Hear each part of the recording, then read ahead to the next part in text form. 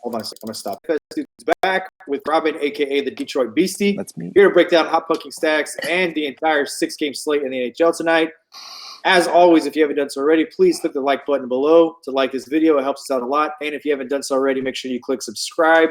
That way you don't miss any of the videos we do for NHL, NBA, MLB coming up. We got NASCAR up already with the setup. Tyler Miller breaks down this week's race in Phoenix. PGA every single week.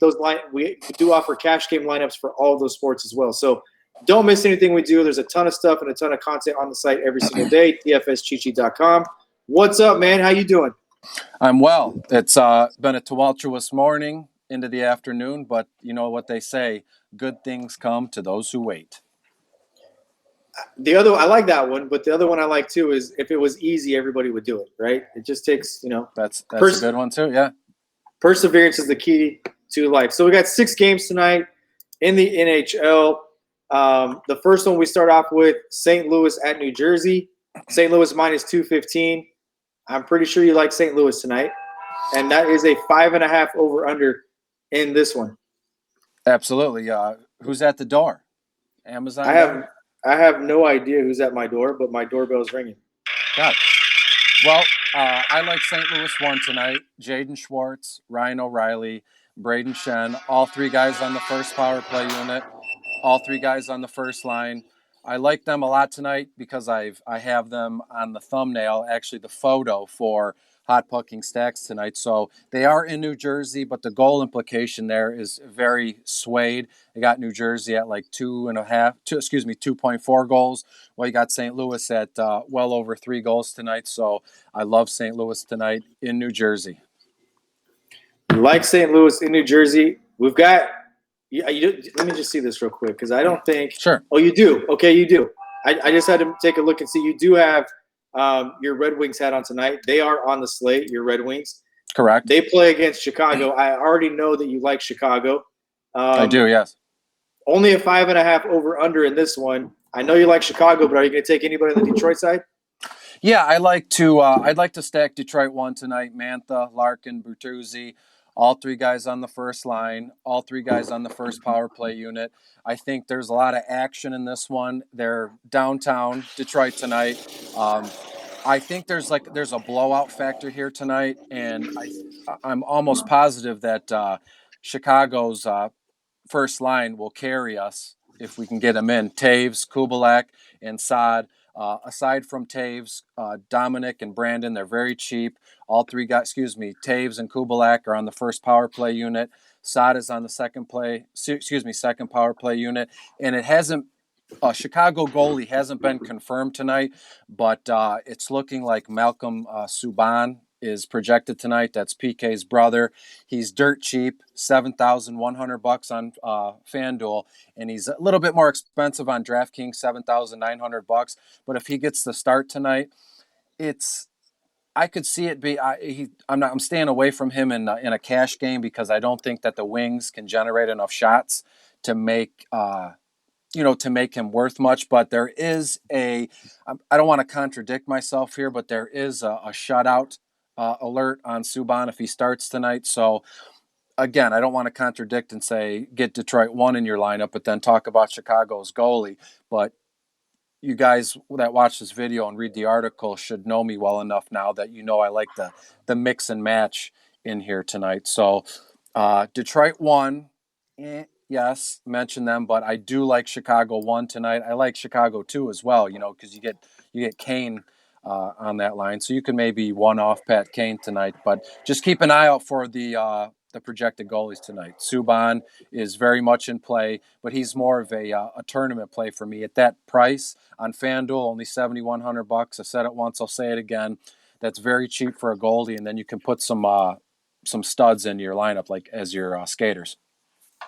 We've talked about this a lot. We've talked about Detroit, and they are the worst team in the NHL as far as shots per game and overall shots taken this year. Sometimes it's just not enough, but with a goalie at this price tag, it could be enough. You look for them to get kind of 27, 28 shots on goal tonight. That could be enough in this spot. True. But you'll have to turn into hot pucking stacks and in the net to see who the goalies you're recommending are. Moving right along, Vegas. I love Vegas. I love know you Vegas. do. Vegas is at Winnipeg. Vegas minus 130. I've seen this anywhere between 5.5 to 6, depending on what casino you're looking at as far as an over/under goes. Do you like Vegas in this one, or do you like Winnipeg in this one? Talk to me about it. First glance, I love Vegas 2 tonight. Max Carlson. There's a new addition to their second line this evening. His name is Nicholas Roy, or Wah, however you pronounce it. He's on the second line tonight. He's not getting any power play minutes, but he's very cheap. You can get Carlson and Max in there. We all know what Max is about. And looking at this game, they're in Winnipeg tonight. The projected win total tonight, they have Vegas at 57.5 points. They have them around 2.9 goals, anywhere between 2.9 to like 3.2. While Winnipeg they're a slight underdog here, but they're at home. But we all know what Vegas is about. I love their second line, and let's roll with it. Now, if you're a little iffy about Vegas 2 and that Wah kid, you can get Max in there, you can get Carlson in there, and then maybe if you want to sneak in a guy from their first line like Stasny, he centers the first line, he's on the first power play unit, that's good with me, or Jonathan Marshall Salt, I think you say his name. He's also on the first line, first power play unit, projected at about 14.6 tonight. So I have no problem with anybody you want on Vegas tonight. I love both their defensemen, Shea Theodore. And when we get to the end of the video, I'm trying out a new segment here. I've done the lightning round with the one-off skater, offensive skaters, but I did a one-off with the defensive side of things tonight, and we'll see how that plays out. I mentioned Alec Martinez in that one tonight. Riley Smith. That's my guy on Vegas.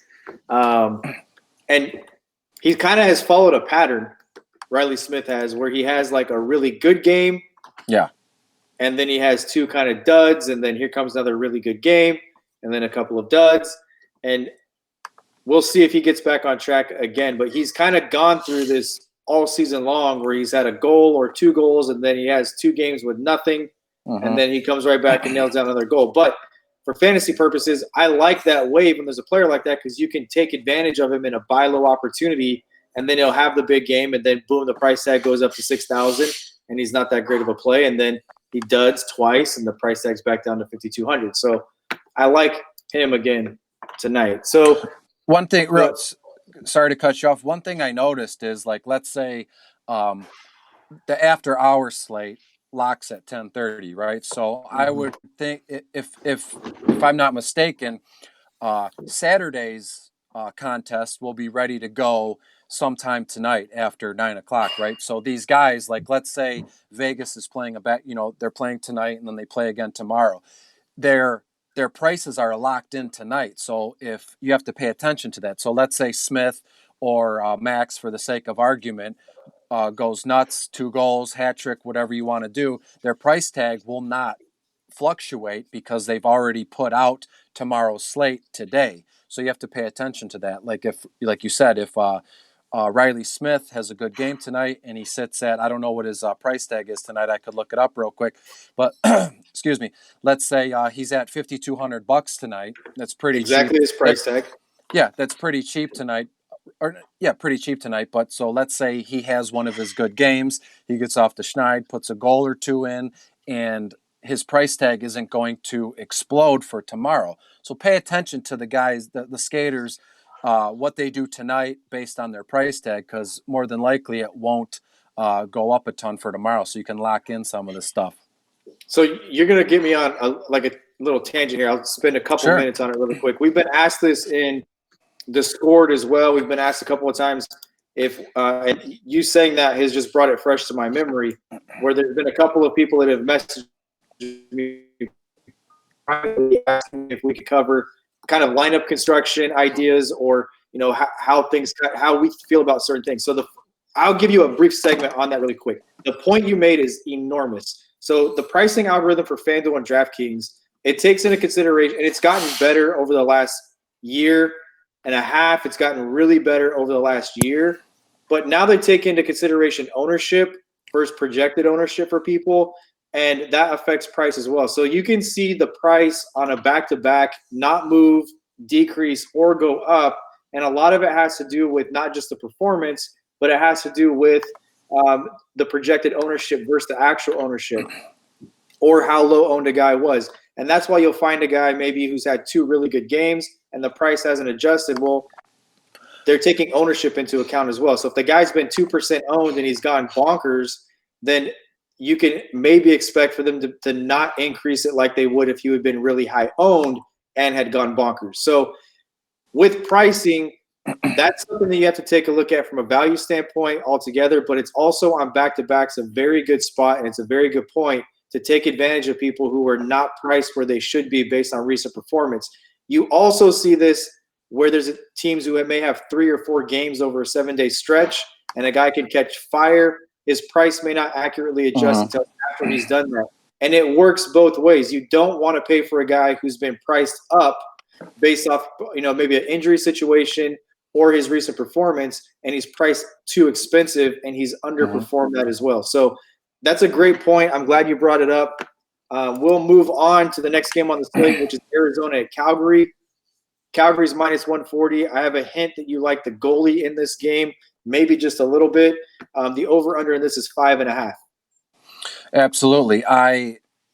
Of the 2 teams, it's funny you say that, because if you check out Hot Pucking Stacks today, it was just a real quick write-up in the beginning of the article where I said anything I think, I write it down and I publish it, and I let everybody that reads this know. I've always been honest and upfront, but I think in a way, I'm not calling myself special by any means, but I have a weird way, maybe it's an unorthodox way of thinking when I build my stacks, and that's fine. It's worked out well for me over the years. Now, I like Arizona 1 tonight.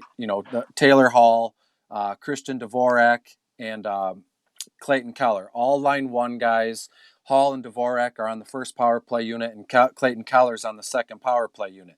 Now, I like that in a, how can I put this? Like if you're in a pinch and you need some fillers, I wouldn't go all in on that stack, but I like to mix and match that line. But I do like their goalie tonight, Calgary's goalie tonight, Cam Talbot, who has been confirmed, because I did mention to you earlier, I was at the grocery store, and I liked David Ritchie tonight in goal for them, but he's not playing tonight. So Cam Talbot is playing tonight. He's only $8,000. That's medium to high end for a goalie. So I hate when I get in that spot where I contradict myself, but I've been good over the years at talking myself out of less favorable situations. But we talked about it the other day. I answered a couple questions on Twitter last night about I gave a sample line, or I think I gave up 2 I've been doing the winger cores and posting them on Twitter about 30-40 minutes before lock, and we talked about it. Don't want to get into it too much again, but the points for goals and the minus for goals against is not much of a big deal, where it's not going to bury your goalies. So run Arizona 1 tonight. I am a fan of the Calgary goalie, but now that it's not David Ritchie, because he was a lot cheaper than Cam Talbot, who's $8,000, there's a lot more other goalies tonight in favorable spots. Cool. We'll move on. Colorado at Vancouver. Colorado minus 125 here, a 5.5 over under. And I don't know, I haven't looked at In the Net today. I haven't seen it yet. But I don't know if you have Pavel in there or not tonight. They do have Philip Grobier, who is hurt. So you have to assume that Pavel will be in the net. And this is a really good spot to leverage him against the field after he gets just his doors blown off in an unexpected spot where he gave up 4 goals to Anaheim and had 4.8 fantasy points, and he was 30% owned in tournaments. He burned people, and one of the things that I take into consideration when is always allow for kind of figuring out what recency bias is on a player, and when you're determining ownership. If he burns people and they lose money using them, usually, I saw one of the greatest tweets I've ever seen about a player, and it was NBA, and it was Gordon Hayward when he got hurt the other night. Somebody tweeted, Gordon Hayward could turn into Michael Jordan, and I would still never play him again. And that is the definition of recency bias. You have to play the spot, and you have to play. Don't plug players in unless you know why, and that's what we try to do on these videos and our articles and our content is give you the why we're recommending who we're recommending. So, do you like? I'll start off with that first, as a little tease to in the net. Do you like Pavel tonight because of that, or for any other reason, or is it an avoid here against Vancouver? I do not. It's not that I don't like him tonight, but this is great that we have this video and I have this platform to write and talk to you and anybody who watches this.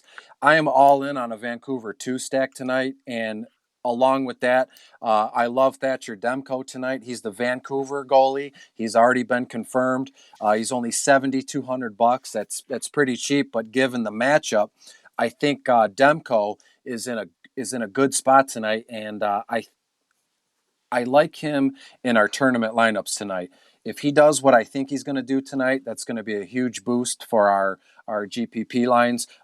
Peterson, Tyler Toffoli, and JT Miller, they consist of Vancouver's second line tonight. All guys on the second line, all guys on the first power play unit. And I don't feel rude with what I just said, but everything you said, it's like I threw it away because I love Vancouver too and their goalie so much. It's not that I want nothing to do with Pavel tonight. I just like the other team tonight, And he did burn us the other night.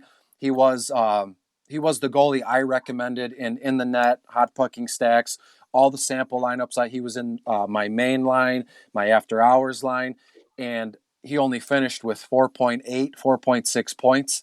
So he was in a massively good spot and he screwed us, and that's okay. I don't want you guys to think I'm not playing him tonight because of that. It has nothing to do with that. I don't play favorites like that. I don't dislike the guy because of what he did, and as you put it, recency bias. It's just I have a gut feeling on the other guy tonight, and I like Vancouver too tonight, and it's pretty much that simple. We'll move on. But I will follow up what my point with that. That is, I do this with Steph all the time, with RotoBeast all the time on our videos, because he's a cash game player, right? And I'm a tournament player. Mm-hmm. And I love to listen to his perspective, and you get two different really original perspectives. When kind of what that's why you've said it before too. That's why we do this, because it gives you two perspectives. But I can count on his mentality being a cash game player. I know he's got it dialed in to who's going to be chalky on the slate. And when I hear him say I love this player, I'm like, perfect. I know that guy's going to be chalk because he's dialed into it. So I like I brought one perspective, which was the recency bias. You brought the other one, I'm throwing it out because I love Vancouver that much. And that gives everybody the opportunity to say, I have two perspectives. If I'm going to play cash, I'm not going to use Pavel. But if I'm going to play a multi-entry tournament and play 150 lines tonight, maybe I get field leverage because of recency bias. And, I get him in 10% of my lineups, 15 to 20 lineups out of my 150 and kind of move on. And I know that we love Vancouver, but there's a chance that I get Pavel at super low ownership and I get leverage on the entire field. So I love that there's two perspectives that everybody who watches this gets to feed off of. And look, the spot that Pavel burned us on, that is the definition of recency bias as well, because if you don't have a process and then you don't understand, you're blinded by he burned me, and you're not blinded by I got the spot right. It was a great play against a terrible team. He just didn't do what he was supposed to do. I'm not going to judge the player. I'm just going to say it didn't work. The process didn't work. It put me on the right play. That play just didn't work out that night. Yeah. This is about process. Stick to your process. So we'll move on. Toronto's at Anaheim. Toronto's minus 165. I think this completes their little California West Coast swing road trip at Anaheim here. They played San Jose. They played the Kings. And they're minus 165 here. 6.5 over under. Vegas expects some goals to be scored in this one. Do you like Toronto here? Do you like Anaheim? Which side of this are you on? I love Anaheim too tonight. You got Henrique, Raquel, and Jakob Silverberg. All guys on the second line. All guys on the second power play unit. $5,300 for Henrique. I'm looking at the split screen here. 54 for Raquel and 56 for Silverberg. And the reason I love Anaheim 2 tonight is because Toronto Jack Campbell is the confirmed goalie for them tonight. And as you said, Toronto's on a back-to-back, so they're giving it to Campbell, who's $7,800. And again, the way I looked at it, it's been odd and unorthodox. So Toronto, Toronto and Colorado are on the slate. So how many tournament lineups are going to be Colorado 1, Toronto 1? You know, the mix and match of Toronto 1, Colorado 2, Toronto 2, just that mix and match of lines, and people are blinded by the other team. Anaheim's at home. They're an underdog, but they're projected to score about 3 goals tonight. So I say it all the time. I'm not in the business of projecting who wins the game. I don't care who wins the game. It plays a role in how I configure my lineups, obviously, yeah. But I love Anaheim 2 tonight in the spot with a backup goalie. Toronto's at the end of their West Coast swing. So, again, I don't care who wins. Do I have a guess who wins? No, but I do like Toronto 2 tonight. Raquel, Silverberg, and Henrique for 2 goals. I could see each guy getting a goal tonight. I absolutely love Toronto tonight. I love Toronto tonight. And I like one of our guys a lot, and that's Tavares. Look, they lose last night 1-0 to the Kings. You called that. You liked the Kings line yesterday. Mm-hmm. That was a 1-0 game in a shootout. They get the doors blown off of them 5-2 by San Jose, and they're on a back-to-back tonight. It's not a great spot for Toronto. It's not. And for that reason, I like Toronto. You could easily just say load up Toronto 1, and I get it.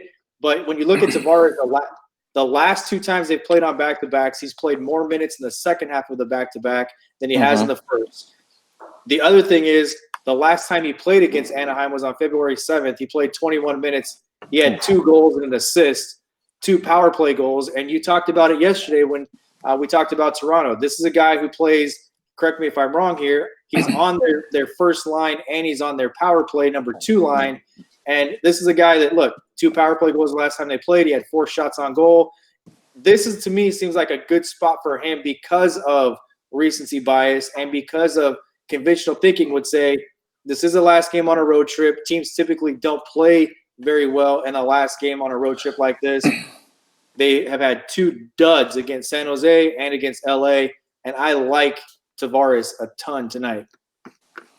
And that's okay. I don't hate you because of it. I don't think of you any different because of it. And real quick, before we get out of here, there's 6 games tonight, and I just want people who read the content and watch the video to know that I'm not trying to be the smartest man in the room. I just had I woke up this morning and I looked at everything last night into today, and the wheels were turning, and I thought completely different about today's slate than I have all week, with, these big, with, like I said it a million times already, Colorado, Toronto playing tonight. I don't want people to think that I'm trying to be, so contrarian where I will back myself into a corner or look like a douche, because I'm like, well, Toronto's playing tonight, Colorado's playing tonight, but I want to go so far to the other end of the ice where I want these other lines. I looked into some things and I liked what I saw in these other teams. And what I love most about what we've done today, you and I in this video, I had one opinion, you had another one, and we leave it up to the people who read the articles or watch these videos to figure out on their own. Not trying to hold people's hands or sell our lineups. We're just giving our opinion, and it just so happens I'm very lucky and humble enough to have this platform that you've given me, and I'm okay with getting a little wild every once in a while. It's Friday. It's been a weird week, so let's throw some stuff at the wall and we'll see what sticks tonight, right? The other thing that I'll just follow up with you on that is that you don't arrive in the spots you've arrived at today if you don't have a process, right?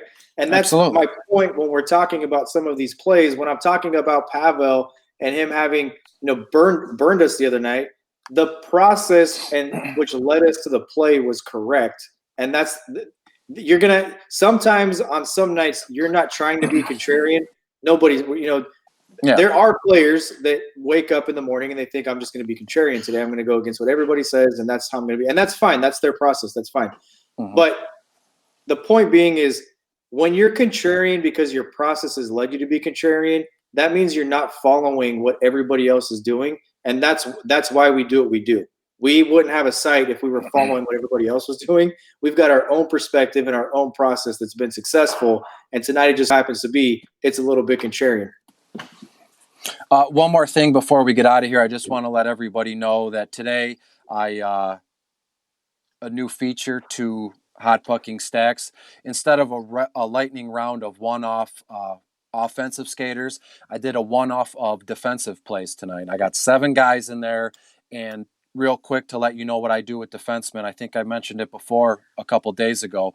When I build my line, I get the centers and the wingers in, and then I think about what defensemen I want to do. If they're cheap, they're cheap. So just to know that I like defensemen that get minutes on any power play unit, and I go from there. So let me know in the comments. Let us know in the chat.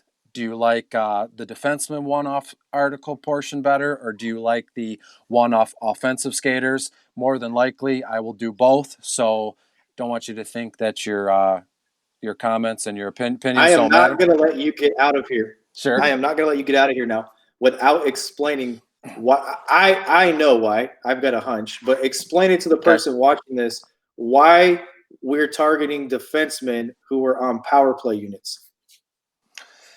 If you watch hockey ever, the defensemen normally anchor the blue line, right? So on a power play, I'm sure you guys know it's 5 skaters versus 4, maybe 5 on 3. So the defensemen, 1 or 2 of them are along the blue line, right? So they're getting big minutes.